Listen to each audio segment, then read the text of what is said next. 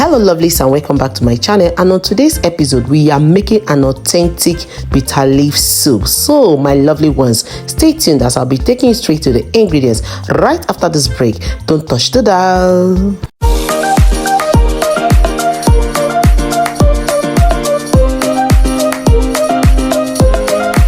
So here I have my blended uziza and my seasoning cube. I also have the salt to taste, as you can rightly see. I also have the periwinkles. Yes, there's periwinkle here. We eat it in Germany. So also I have the palm oil, which will give it that color. Here also is the thickener, which is the cocoyam powder, as you can rightly see. And also people, I have the washed bitter leaves. Look at it, nicely washed, so fresh. We also have the dried fish, nicely washed, as you can see. Here also we have the ogiri. Did you see that? What is a bitter leaf soup without ogiri? Oh yeah, answer that in the comment section.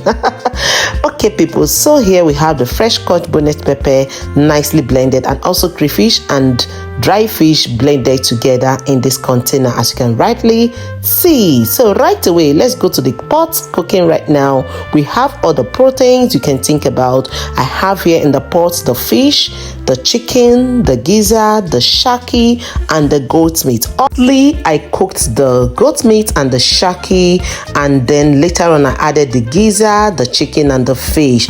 At this point, I'll be taking out the fish and the chicken because they cook faster.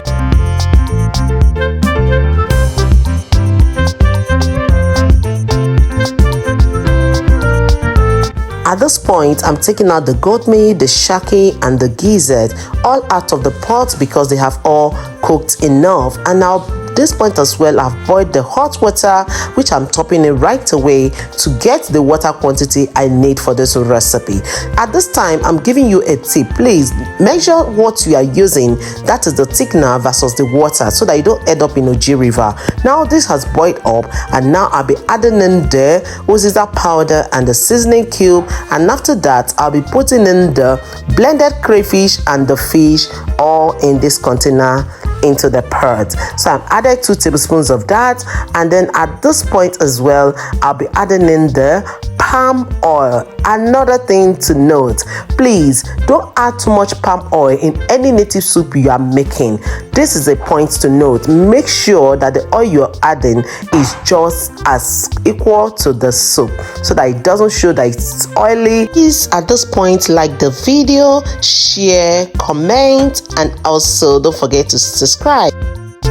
At this point, I just added in the ogiri into the recipe. And what is a bitter leaf soup without ogiri? Tell me that in the comment section. And also people, you can see that I've added in the cocoyam powder into the recipe. This powder can be melted with oil or warm water, so I added mine directly because I know how to work it in the pot. And you can see I'm just stirring that together, and also now I'm adding in the dried fish and I stirred it all together. Now comes the periwinkle into the pot, and we are adding in the fresh pepper into the recipe. And people, at the same time, you just stir this together, cover, and then let it simmer for a little time.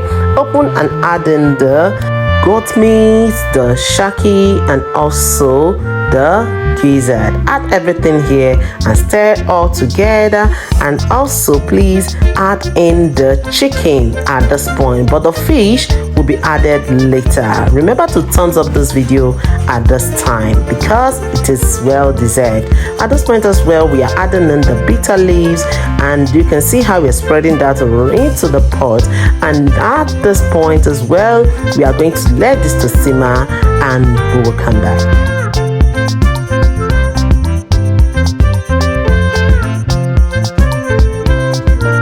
We are topping in the fish into this recipe. You can see the fish is nicely cooked and then is already into the soup. This means that in a matter of time this soup is ready. Please avoid stirring too much at this time so that we don't end up scattering the whole fish that is in the soup.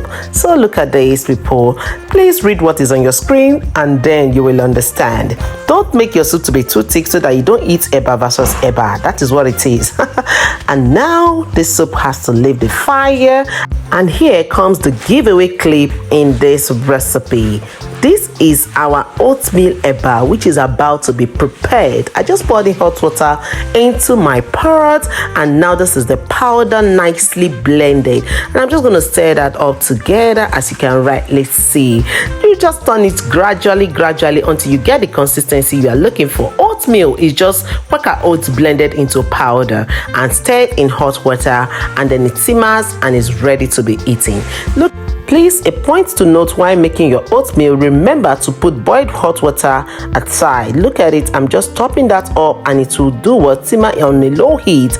Look at that soup chilling, and now this oatmeal is almost ready, and we are going to be doing what? Dishing that out. At this point, people, like this video, like this oatmeal, because look at how it's looking. Already jumping into the plate. What's the try? What's everything that it comes with? So people, as you can rightly see, this is well prepared, and let's dish out the soup. This soup is also entering the plate, and we are going to enjoy this with the oatmeal already prepared. Check out the whole thing, the rishi in the soup. Very inviting, very delicious, and it is served. Come, let's eat, people. And on a good and pleasant note, people, it will be a great pleasure to have all your beautiful and gorgeous looking faces in the next episode of Mom Essy Kitchen and more. Remember, I love you all, but in all, God loves you most.